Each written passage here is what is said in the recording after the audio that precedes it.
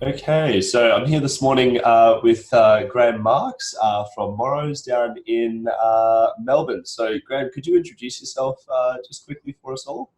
Yeah, sure, Tom. Happy to help out there. Graeme Marks, one of the principal directors here at Melbourne in relation to Melbourne MSI firm, and it's called Morrows. And we've been around for about 40 or 50 years now, helping out businesses throughout Australia and also internationally. Wonderful, yeah. And so, being a part of that MSI Global network, have you found that you've come across many clients who are sort of expanding here into Australia? And do you have any sort of tips around what to consider when expanding your business into Yeah, Australia? look, really good question. It really is. Insofar as when clients want to come on board from Australia, they typically want to come on board for many and various reasons. However, when we engage them, it's really important to get the first steps right. And what we tend to find is rather than trying to have them rush in, we like to take our time and explain truly what it's like to do business in Australia and how effectively they should go about embarking upon that. And what we tend to find is in the first instances, there's a bit of an education pathway that they need to go on, which is vital. It's so vital. It allows them to create the right framework that they build around structuring, to have things structured appropriately in Australia and fully appreciated as a different environment than where they may be coming from. To take the time to understand the different concepts around that is important. And then take them through the pathway of the tax implications of those opportunities and spend the time doing that as well. And we find by putting the right investment of time and education in, it makes their pathway coming into Australia in such a smoother environment than someone just to come in and just say, well, I'll quickly set up a company, for example, and not really think through the ramifications of that. Yeah. The key point is not only to do business in Australia and get it right from the get-go, but also to think into a future sense, a bit of a visioning statement on where their business is going to evolve while in Australia, and ultimately where are they going to take the business. Is it going to be a long-term play, short-term play? Ultimately, it's going to be put up for sale, and we've got the tax implications of that as well. So Yeah. quite often you start with the end game in mind because that helps set up all those initial structures and tax advice correctly. Right, absolutely. So it's about appreciating that it is different doing business in Australia and then keeping that end in mind, essentially, so that you can be set up for the whole process, not just the first couple of steps. Correct. And so what are some of the most common mistakes that you see people making when they are setting up their business in Australia? There's a number. Okay, of course, when you go into a new jurisdiction, there's a number of traps that could catch people in the early phase. Some of the things we see and have experienced in the past for people who've come over and tried to do it effectively by themselves as a self-help type of process, they get caught actually doing some things that are quite limiting to their capabilities going forward. So they actually don't put the right framework in place. They don't invest enough time in understanding the tax structures. And more importantly, this is the big trap, is they don't put a high degree on making sure they keep up to date with their compliance elements of it. In Australia, we've got annual filings, which is tax, and also we've got up to monthly filings, which is around the GST areas.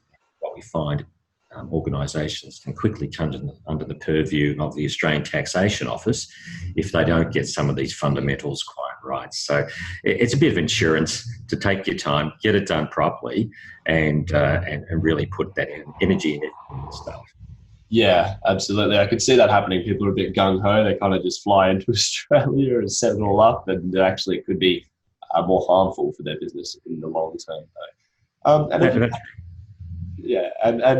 do you have any sort of success stories or just clients that you've been able to help with the use of the MSI Global Network, setting business up in Australia or overseas? Oh, look, it's great to be involved in the MSI network. We truly have some delightful stories to say about how we've assisted people over the time. And just choosing a couple, for example, we're currently doing some work in relation to an organisation coming out of New Zealand who in the hospitality and tourism area, and they wanted to establish a beachhead in Australia.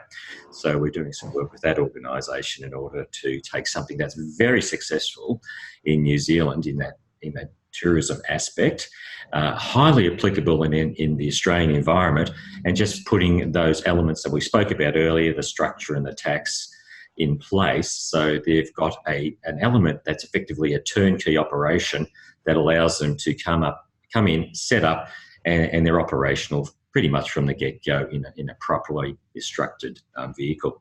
And that's great. They'll just keep doing better and better things.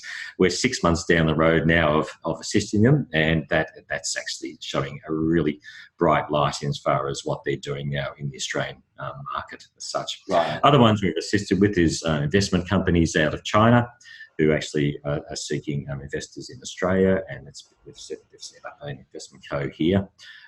That's good fun, and a fair degree out of Singapore as well, which is interesting. People who want to bring trade items into Australia, and what we do is make sure from it's right structurally, but the physicality is right, and they've got the right premises and things of that nature. And it just helps them on board in a very seamless fashion, and we appreciate it's all new to them, and this is a great capability to share our experiences and to have an arm around their shoulder and help them through those initial phases and ongoing as well.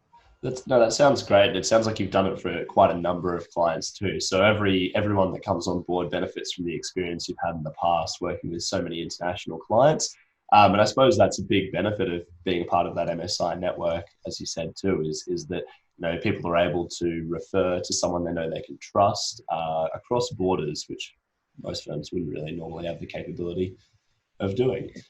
Look, it's truly great. And to be fair, it works both ways too. So not only is it powerful for organisations overseas to use the MSI brand to come into Australia, it equally works well for Australian companies and organisations who want to go overseas.